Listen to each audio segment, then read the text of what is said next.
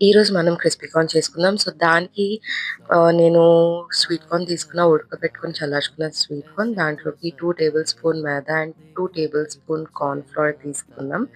ఈలోపు మనం deep fry చేసుకోవడానికి కొంచెం ఆయిల్ హీట్ అవ్వాలి కాబట్టి పాన్ పెట్టేసి ఆయిల్ వేసుకుందాం కొంచెం. చాలా తక్కువ ఆయిల్, డీప్ ఫ్రైకి అయినా కూడా కార్నే కాబట్టి సో, ఆయిల్ సేవ్ చేద్దాం. తక్కువ ఆయిల్ వేసుకున్నా. అండ్ కమింగ్ బ్యాక్ ఈ మైదా అండ్ కార్న్ ఫ్లోర్ చాలా మంచిగా కలవాలి. సో, దాంట్లో నేను ఒక 2, 3 డ్రాప్స్ వాటర్ ఏసి కలుపుతా.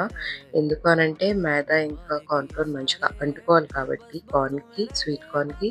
సో, మంచిగా కలుపుకొని చాలా జాగ్రత్తగా ఫ్రై చేయండి. ఈలోపు మన ఆయిల్ కూడా హీట్ అయిపోయింది. సో, కొంచెం చెక్ చేసుకొని ఏసుకోండి. ఈ జాలి లాంటిది ఈజ్ వెరీ ఇంపార్టెంట్. ఎందుకంటే నా చేయి మీద చురకబడింది ఆయిల్ పడి. సో, మా మమ్మీ ఇక్కడ హెల్ప్ చేస్తుండే నాకు. 2 బ్యాచెస్‌లో నేను ఫ్రై చేసుకొని కార్న్ తీసేసుకున్నా. ఇప్పుడు సో, ఈ కలర్‌లో వస్తే చాలు. తీసేసుకోవచ్చు. ఇప్పుడు మనం ఆహ్, ఈ కార్న్ పోపు పెట్టుకోవాలనమాట.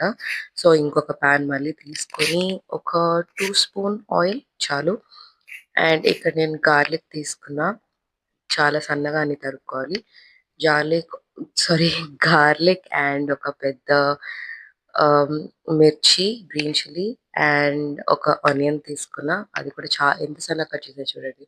చాలా సన్నగా కట్ చేసుకోవాలి. అండ్ దెన్ మన కార్న్ ఏసుకొని బాగా కలుపుకొని ఇక్కడ మీరు అజినోమోటో కావాలంటే యాడ్ చేసుకోవచ్చు. బట్ అది మాకు నచ్చదు కాబట్టి యాడ్ చేసుకోలే.